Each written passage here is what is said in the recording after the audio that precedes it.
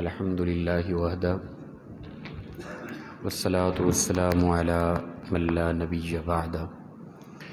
معزز و مکرم سامعین، کروڑا بار شکر ہے اس پروردگار عالم کا کہ جس نے آج کی صبح ہمیں پھر سے زندگی عطا فرمائی اور ہمیں یہ سعادت اور توفیق دی کہ ہم اپنے پروردگار کے ہاں آ کر سجدہ ریز ہوئے۔ ہمارا جمعۃ المبارک کی رات یعنی جمعہ کی رات کی صبح کو درس حدیث کا جو سلسلہ چل رہا تھا اسی کے مطابق آج حدیث نمبر 9 ہے۔ وعن ابن عمر رضی اللہ تعالی عنہما قال قال رسول اللہ صلی اللہ تعالی علیہ وآلہ وسلم بنی الاسلام علی خمس شہادت ان لا الہ الا اللہ وان محمدا عبدہ ورسولہ واقام الصلاۃ وایتاء الزکاۃ والحج وصوم رمضان۔ ابن عمر رضی اللہ تعالی عنہما سے روایت ہے، فرماتے ہیں کہ فرمایا رسول اللہ صلی اللہ تعالی علیہ وآلہ وسلم نے کہ بنی الاسلام علی خمس، اسلام کی بنیادیں 5 چیزیں ہیں۔ اسلام کی بنیاد 5 چیزوں پر ہے۔ پہلی چیز فرمایا شہادت ان لا الہ الا اللہ، گواہی دینا کہ اللہ کے علاوہ کوئی معبود نہیں ہے۔ جو اللہ کے علاوہ کسی کو معبود سمجھتا ہے یا اللہ کی ذات و صفات میں کسی کو شریک کرتا ہے وہ بندہ مشرک ہے، اسلام سے بالکل خارج ہے، اور شرک سب سے بڑا گناہ ہے، اور شرک واحد ایک ایسا گناہ ہے جس کی وجہ سے انسان کبھی جہنم سے باہر نہیں نکل پائے گا۔ تو پہلی چیز فرمایا شہادت ان لا الہ الا اللہ، اسلام کی بنیادیوں میں سے پہلی بنیادی چیز اللہ کو معبود ماننا۔ دوسری فرمایا وَأَنَّ مُحَمَّدًا عَبْدُهُ وَرَسُولُهُ، اور بے شک محمد صلی اللہ علیہ وسلم اللہ کے بندے اور اس کے رسول ہیں، آپ کی رسالت کا اقرار کرنا، یہ دوسری چیز ہے۔ تیسرا فرمایا وَإِقَامُ الصَّلَاةِ، نماز قائم کرنا، وَإِيتَاءُ الزَّكَاةِ وَالْحَجِّ، اور فرمایا زکوٰۃ ادا کرنا اور حج کرنا، وَصُومُ رمضان، اور رمضان کے روزے رکھنا۔ یہ 5 بنیادی چیزیں ہیں اللہ کی، یعنی اللہ کو معبود ماننا، رسول اللہ صلی اللہ علیہ وسلم کو، محمد صلی اللہ علیہ وسلم کو اللہ کا رسول ماننا، 2 ہو گئی۔ تیسرا فرمایا نماز قائم کرنا، چوتھا زکوٰۃ ادا کرنا، اسی طرح فرمایا کہ حج کرنا اور رمضان کے روزے رکھنا۔ یہ 5 چیزیں ہو گئی، یہ اسلام کی بنیادیں ہیں۔ پہلے ہی جو چیز ہے نا وہ اعتقادی ہے، اللہ کو معبود ماننا، محمد صلی اللہ علیہ وسلم کو اس کا رسول ماننا، یہ اعتقادی چیزیں ہیں۔ اور اس کے بعد جو چیزیں آ رہی ہیں، نماز قائم کرنا، زکوٰۃ ادا کرنا، حج اور رمضان کے روزے، یہ عملی چیزیں ہیں۔ اعتقاد و نظریات کے اندر ہلکا سا خلل تو یہ بھی یاد رکھیں کہ انسان اسلام سے خارج ہے۔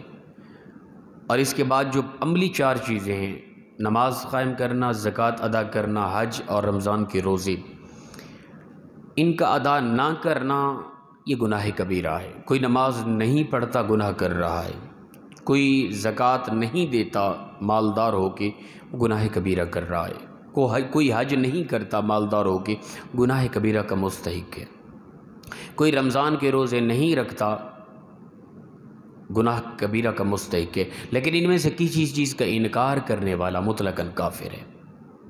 کوئی کہے کہ نماز فرض ہے ہی نہیں، وہ کافر ہو جائے گا۔ کوئی کہے کہ زکوٰۃ مجھ پر فرض ہے ہی نہیں اور زکوٰۃ کو میں فرض سمجھتے ہی نہیں، وہ کافر ہو جائے گا۔ ایسا طبقہ بھی ہے، وہ زکوٰۃ کا مطلقاً انکار کرتا ہے، اسلام وہ کہتا ہے میں اسلام کے دامن میں ہوں لیکن زکوٰۃ کا انکار کرتا ہے۔ قرآن پاک کی نص سے کئی مرتبہ زکوٰۃ واضح ہے۔ اور اسی طرح استطاعت رکھتا ہے، مالدار ہے، حج نہیں کرتا گناہ گار ہے، حج کا انکار کرتا ہے وہ کافر ہے۔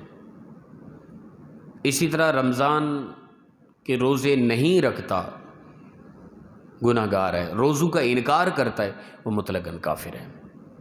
تو فرمایا کہ 5 چیزیں بنیادی، اللہ اور اس کے رسول کی، اللہ کی معبود ہونے کی، محمد صلی اللہ علیہ وسلم کے رسول ہونے کی گواہی دینا، اعتقاد رکھنا، اور اس کے بعد 5 عملی چیزیں ہیں، نماز، زکوٰۃ، حج اور روزہ۔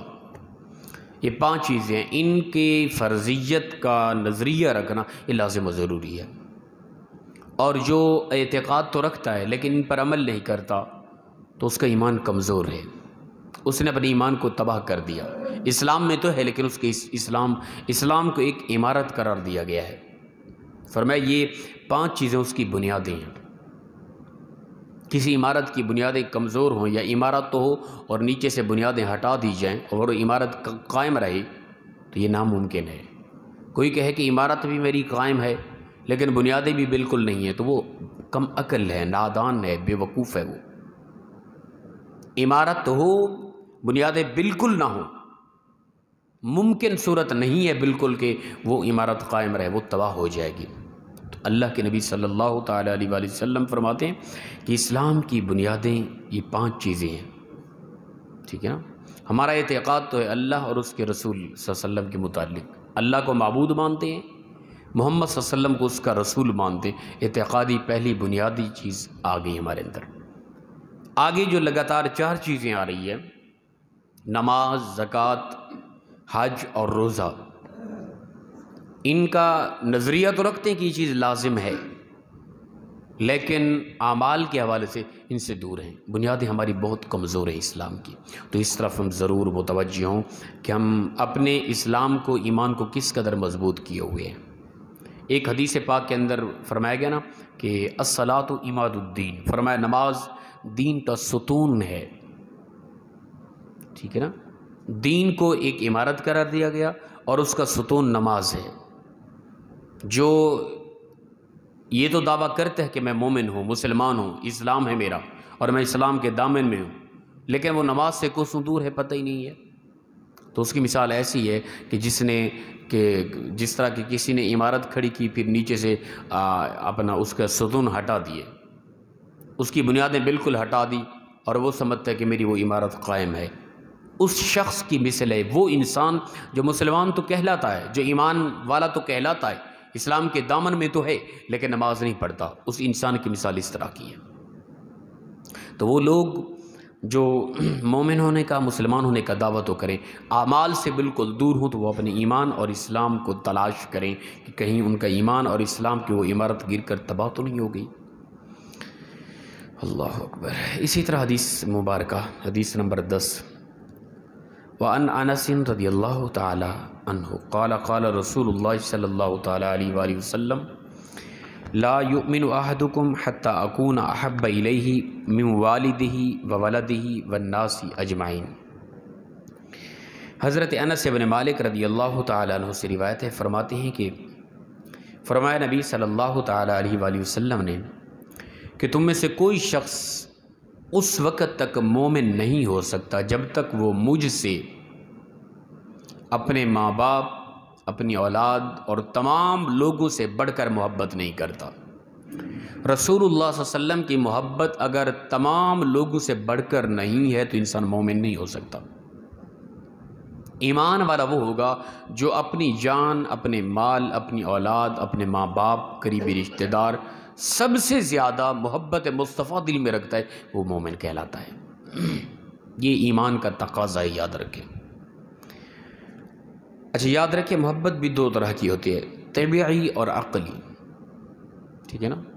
بعض اوقات ہوتا ہے کہ طبیعت اداس ہوتی ہے کسی کی محبت میں، ٹھیک ہے نا۔ بعض اوقات ہوتی ہے عقلاً محبت ہوتی ہے۔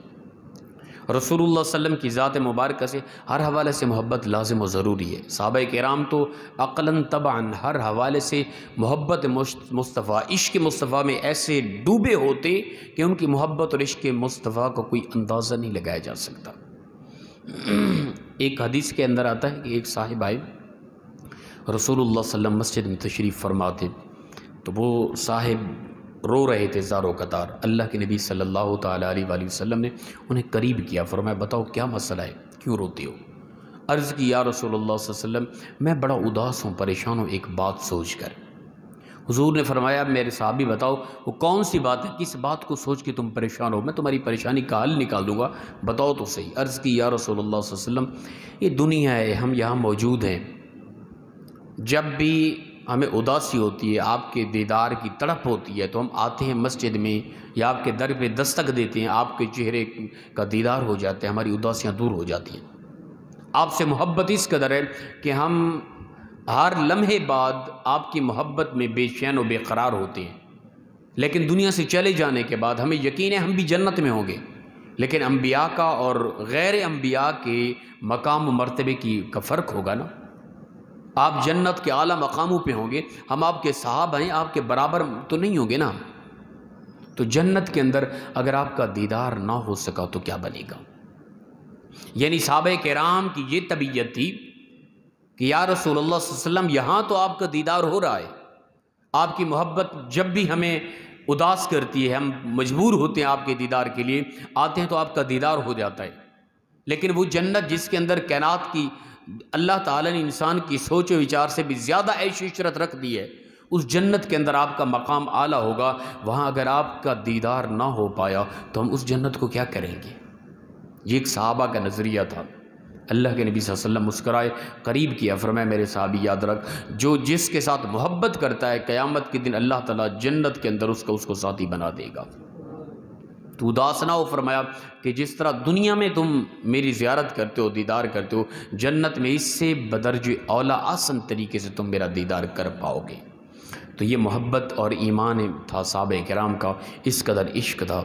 تو فرمایا کہ اس وقت تک انسان مومن نہیں ہو سکتا جب تک وہ مجھ سے اپنی مال، اپنی اولاد، اپنے ماں باپ، سب سے زیادہ تمام لوگوں سے بڑھ کر مجھ محمد سے محبت نہیں کرتا، تب تک وہ مومن نہیں ہو سکتا۔ اب ہمارے ذہنوں کے اندر ایک بات آئے کہ ہماری محبت تو ایک محسوس ہوتی ہے طبی طور پہ کہ ہماری اولاد سے زیادہ محبت ہے، اولاد کے لیے جو بے چینی ہوتی ہے، جو بے قراری ہوتی ہے، ماں باپ کے لیے، ٹھیک ہے نا، دوستوں کے لیے ان کو ملنے کی ایک تڑپ ہوتی ہے عجیب طرح کی، وہ تو نظر بہت کم آتی ہے رسول اللہ صلی اللہ علیہ وسلم کی ذات کے لیے۔ ایسا نہیں ہے، بلکہ ہم اس سے اندازہ لگائیں محبت مصطفیٰ کے حوالے سے، جو ہمارے اندر عشق مصطفیٰ ہے، یا رسول اللہ صلی اللہ علیہ وسلم کی محبت کے حوالے سے جو غیرت ہے، وہ اس سے ہم اندازہ لگائیں۔ میرے ماں باپ کو کوئی گالی دے، میرے بہن بھائیوں کو، میری اولاد کو، ممکن ہے صورت ہے میں اور آپ برداشت کر جائیں گے، لیکن یہی معاملہ رسول اللہ صلی اللہ علیہ وسلم کی ذات کے مبارکہ کے لیے آ جائے تو کیا بنے گا؟ جی ہے اصل وہ محبت مصطفیٰ کے لیے۔ آپ دیکھیں گے عام سادہ لوگ ہوں، ماں اگر وہ مسلمان ہو گئے، کوئی غیر مسلم کرسچن ہے، وہ جب مسلمان ہوتے ہیں ایمان کی وجہ سے، محبت مصطفیٰ کی وجہ سے، وہ اپنے گھر والوں کو، اپنی اولاد کو، اپنے ماں باپ کو چھوڑ جاتے ہیں۔ یہ ہے وہ محبت مصطفیٰ ایمان والوں کے لیے۔ اس وقت بھی ہمارے ہاں دلوں کے اندر حقیقتاً اولاد کے حوالے سے، ماں باپ کے حوالے سے محبت مصطفیٰ کئی گنا زیادہ ہے، اور یہ ایمان ہے حقیقتاً۔ اگر اس طرح نہیں ہے کہ میں محبت مصطفیٰ کی وجہ سے اپنے ماں باپ، اپنی اولاد کو نہیں چھوڑ سکتا، تو پھر میرے اندر وہ ایمان کمزور ہے، وہ کامل مومن میں نہیں کہلاؤں گا۔ تو فرمایا بہترین اس وقت تک تم مومن نہیں ہو سکتے جب تک تم مجھ محمد صلی اللہ علیہ وسلم سے، اپنی اولاد، اپنے والدین، تمام لوگوں سے بڑھ کر محبت نہیں کرتے۔ تو ہمارے ہاں کچھ ظاہراً ماحول جو نظر آتا ہے، ہمارا جمع طبقہ، مومن تو ہیں ہم، لیکن ہم نے اپنی زندگی کا کردار ان لوگوں سے لیا ہے جو بالکل سیرت مصطفیٰ کے خلاف ہیں۔ غلط لوگوں سے ہم نے کردار لیا اور اسی کو نمونہ سمجھا، اسی کو زندگی کا حسن سمجھا، یہ غلط ہے۔ زندگی کا سب سے بڑا حسن یاد رکھیں رسول اللہ صلی اللہ علیہ وسلم کی سیرت و صورت مصطفیٰ کے اندر ہے۔ فرمایا کہ میرے محبوب صلی اللہ علیہ وسلم تمہارے لیے ایک نمونہ ہے، ان کی زندگی، ان کی زندگی سے اصول لو، تمہاری دنیا اور آخرت کی زندگی خوبصورت ہو جائے گی۔ اللہ پاک مخلصانہ انداز میں ہم سب کو عمل کی توفیق عطا فرمائے۔ وآخر دعوانا الحمد للہ رب العالمین۔